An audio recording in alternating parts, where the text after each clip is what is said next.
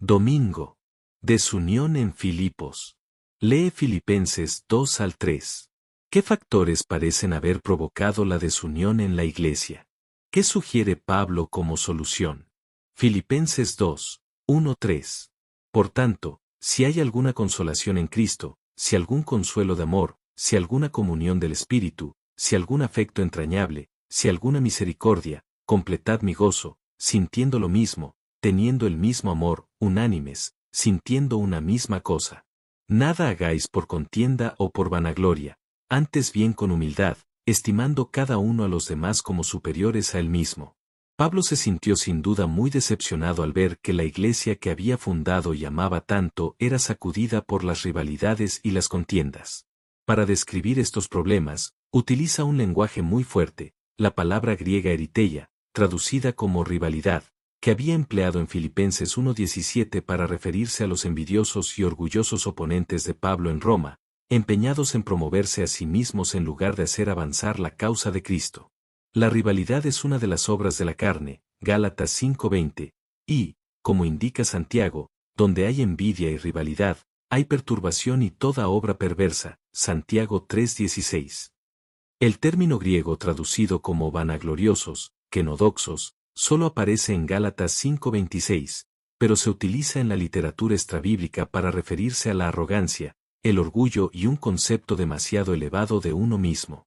Pablo utiliza una palabra estrechamente relacionada al amonestar a los Gálatas: no seamos vanagloriosos, irritándonos y envidiándonos unos a otros, Gálatas 5:26.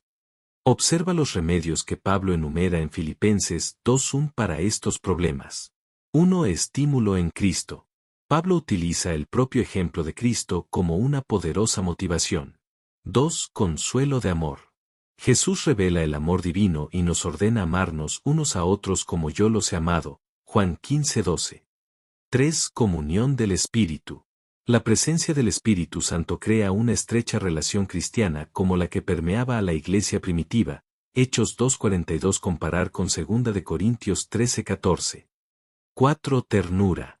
Esta cualidad divina se manifestó con frecuencia en la vida de Cristo, Mateo 9:36 y 20:34, Marcos 1:41, y es descrita en las parábolas del buen samaritano, Lucas 10:33, y del hijo pródigo, Lucas 15:20. 5. Compasión. Esta característica, ejemplificada por Jesús, debe verse también en la vida de sus seguidores, Lucas 6:36. 6. Tener el mismo sentir, el mismo amor, ser unánimes, sentir una misma cosa. ¡Qué imagen! Es difícil imaginar cómo Pablo podría enfatizar más la importancia de la unidad. De acuerdo con él, debemos tener el mismo sentir que hubo en Cristo Jesús. Filipenses 2:5. Espíritu de profecía. Dios puede hacer del más humilde de los seguidores de Cristo algo más preciado que el oro fino, aunque el oro de Ofir, si se rinde por completo para ser moldeado por su mano transformadora. Ellos deberían estar determinados a utilizar de la manera más noble cada facultad y cada oportunidad. La palabra de Dios debiera ser su objeto de estudio y su guía a fin de decidir qué es lo mejor en todos los casos. El carácter impecable, el modelo perfecto puesto ante ellos en el Evangelio, debe ser estudiado con el más profundo interés. La lección esencial que se debería aprender es que la bondad es la verdadera grandeza. El más débil seguidor de Cristo ha forjado una alianza con el poder infinito. En muchos casos, Dios puede hacer poco en favor de hombres y mujeres educados, pues no sienten la necesidad de aprender de Él, que es la fuente de la sabiduría. Si confía en su propia fortaleza y sabiduría, seguramente fracasará. Dios reclama una consagración íntegra y completa. No aceptará nada menos que esto. Cuanto más difícil sea su posición, más necesitará de Jesús. El amor y el temor de Dios mantuvieron a José puro y sin mancha en la corte del rey. Es imposible permanecer en una posición elevada sin peligro.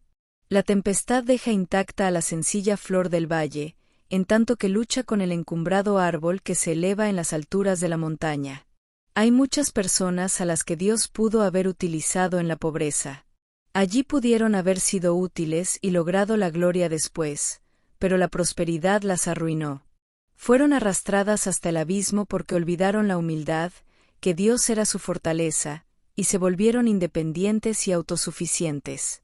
El carácter de José fue probado en medio de la adversidad, y el oro que había en él no fue empañado por la prosperidad.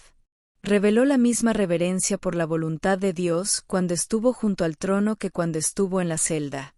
José manifestó por doquier su religión y este fue el secreto de su fidelidad inamovible. Como representante de Cristo debes tener ese poder de la piedad que lo satura todo. Has de esconderte en Jesús. No estarás seguro a menos que te tomes de la mano de Cristo. Debes guardarte de todo, especialmente de la presunción y abrazar un espíritu que sea capaz de sufrir antes que pecar. No lograrás victoria más preciosa que la conquista del yo. La ambición egoísta, el deseo por la supremacía, fenecerán cuando Cristo tome posesión de los afectos. El Cristo triunfante, 28 de marzo, página 96.